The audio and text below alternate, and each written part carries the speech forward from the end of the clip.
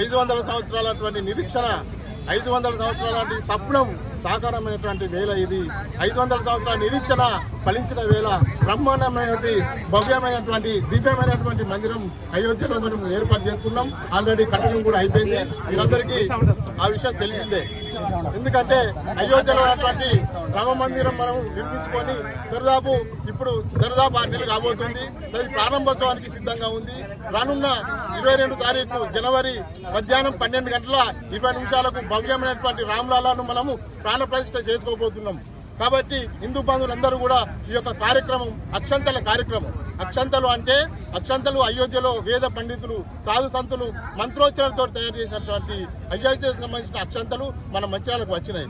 Already ఈ అక్షంతలు సీతారాం కాలనీలో నుండి భక్తాంజనేయ దేవాలయంలో కేంద్రంగా ఈ యొక్క అక్షంతలు మరి వితరణ జరపవలసి ఉంటుంది. రేపు 1వ తారీఖు నుంచి 15వ తారీఖు దాకా నిర్విరామంగా మరి ఈ యొక్క కార్యాచరణ కొనసాగుతుంది. ఈ యొక్క కార్యక్రమంలో మరి ఎప్పుడైతే రామాలయ ఉద్యమంలో మనం పాల్గొనే అవకాశం ఎవరికి రాలేదు, కానీ రాముని సేవలో తరించే అవకాశం మనందరికి వచ్చింది. కాబట్టి హిందూ బంధువులుగా పార్టీలకు, కులాలకు, వర్గాలకు అతీతంగా కూడా మనం ఈ యొక్క రామకార్యంలో పాల్గొనే అవకాశం వచ్చింది. కాబట్టి ఈ యొక్క రామకార్యంలో పాల్గొని మరి పిల్ల జిల్లా ముసలి ముదుగు అందరూ కూడా తరతమ భేదాలు లేకుండా ఈ యొక్క కార్యక్రమాన్ని విజయవంతం చేయాల్సిందిగా మరి కోరుతున్నాను. జై శ్రీరామ్.